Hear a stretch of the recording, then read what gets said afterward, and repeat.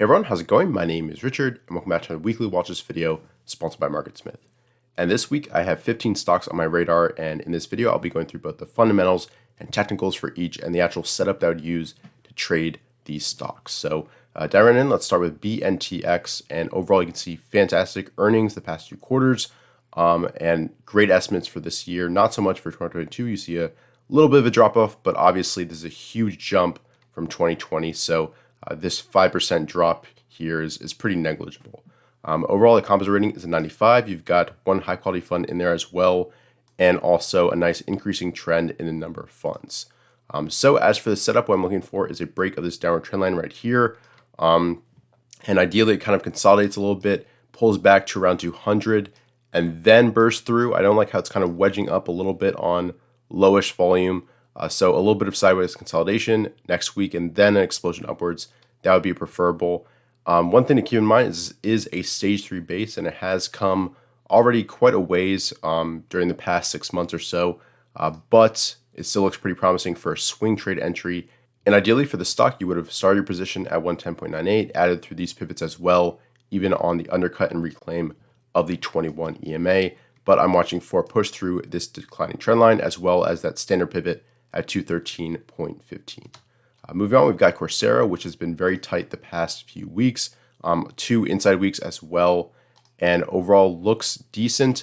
We'll see if we can kind of form out an IPO base here, move up through 40, as well as these high volume closes as well. Overall, nice sales growth the past 4 quarters.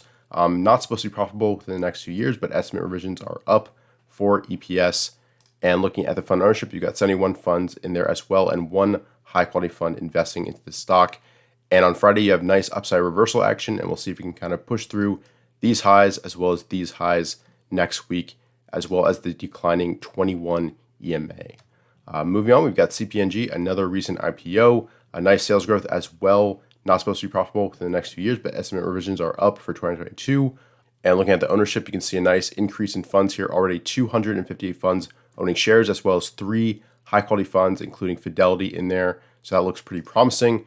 And as for chart, I'm looking for a push through this high on above average volume. I like the look of these 2 kind of consolidation tight days on declining volume. And next up, we've got CROX, and overall looking down here, you can see fantastic earnings the past few quarters, great estimates as well for the next 2 years, and composite rating of a 99. And look at the fund information. You can see a nice increasing trend and one high quality fund in there as well. And since the kind of high volume earnings gap up here, it's been kind of going sideways, but it has been respecting this high volume close. You can see it kind of bounce off that on this Friday and potentially a 2-2 reversal through this high on next Monday, as well as potential undercut and reclaim of the kind of 100 level, the key Livermore level. Moving on, we've got CrowdStrike, and overall this is one of the more promising of the 2020 leaders. It is kind of consolidating nicely within a stage 3 base. Overall, fantastic earnings, sales, margins, you name it, the past few quarters. Estimate revisions are a little bit down for 2022 and 2023, but still expecting 107% growth in 2023. Looking at the fund sponsorship, you can see a nice increasing trend and Fidelity Contra Fund with a position. You do have earnings in 5 days, so keep that in mind. But overall, Zscaler, another stock within this kind of same industry group, reported fantastic earnings and did gap up, so I'll be watching for that as well. Potential earnings gap up through this base high. And otherwise, if it kind of goes sideways here for another week and then moves through this pivot, that could be actionable as well with a stop right at these lows. Next up, we've got DDS, and overall you can see really nice earnings this past quarter, up 192%, sales up 65%. Good earnings estimates for 2022. They are supposed to be down in 2023, but estimate revisions are up, which is a good sign. And overall, this is pretty tight right here on the right-hand side, so it could make a quick move either to the downside or the upside, but I'll be watching for a push through these highs on above average volume as it moves up from this kind of stage 2 base at this point.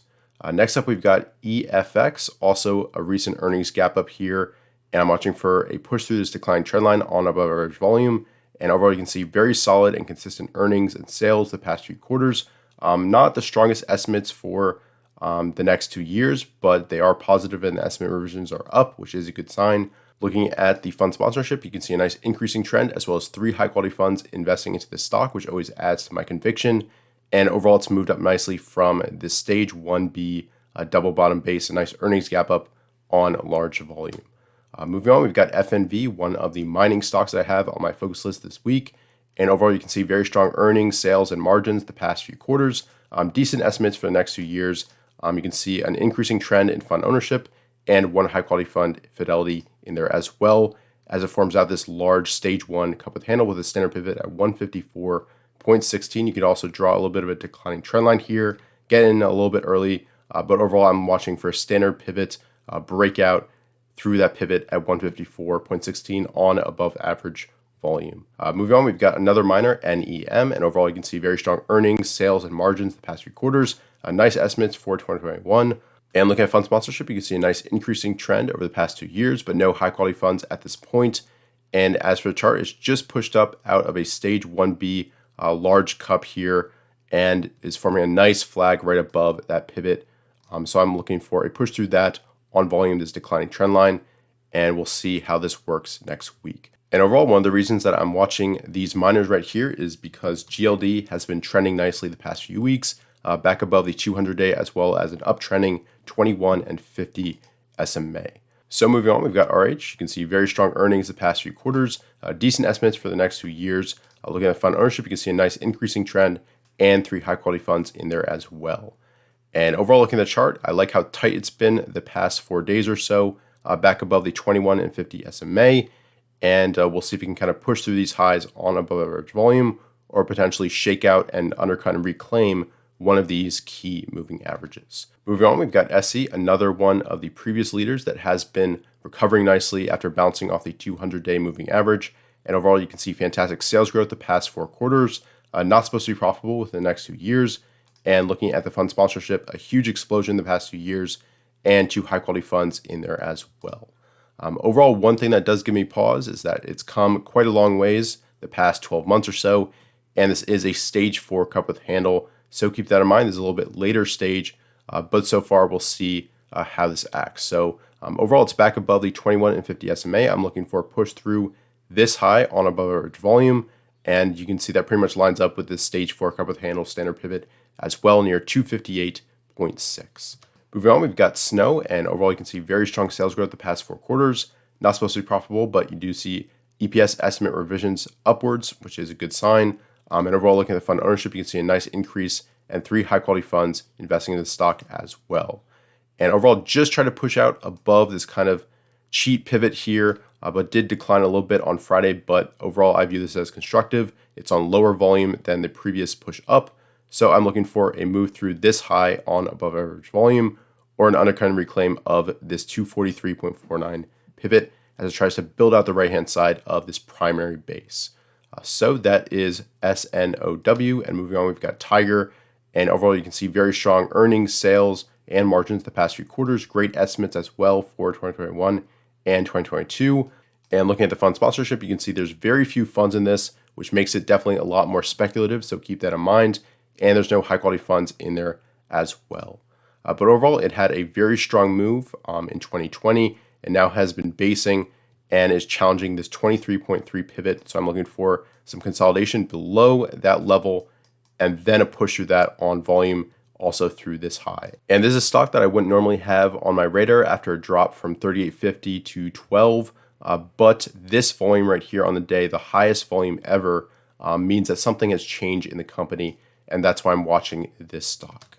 So moving on, we've got UPST, a potential leader here during this next uptrend. And overall, you can see fantastic earnings this past quarter, up 340%, sales up 90%. And the estimates for 2021 are up 464% with the estimate revisions upwards as well. Strong growth in fund ownership and one high quality fund investing in this stock as well.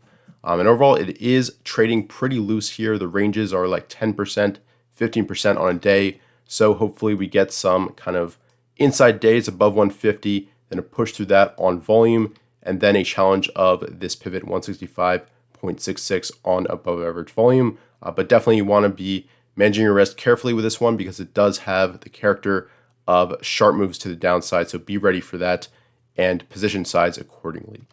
So last on the list, we've got KLAC. And overall, you can see very strong growth here the past few quarters in terms of earnings, sales, and margins. And overall, the semiconductors have been strong, led by NVIDIA this past week. and the estimates for the next few years are pretty strong. And looking at the fund ownership, nice increase, and 2 high quality funds in there as well. And as for the chart, I'm watching for push through these highs on above average volume, as well as a reclaim of the 50 SMA also on above average volume. So overall, that is my plan going to this week, and my top 3 steps are UPST. You can kind of tighten up on that right hand side below that standard pivot and form a good low risk entry. I'm also watching CrowdStrike through that cheap pivot here before earnings, as well as Coursera if it can kind of push through those 2 inside weeks on volume from the bottom and form out that primary base. So I hope you guys enjoyed this video. Remember to leave a like down below if you did, and subscribe if you're new to the channel. Have a great Memorial Day weekend, and I'll see you guys in future videos.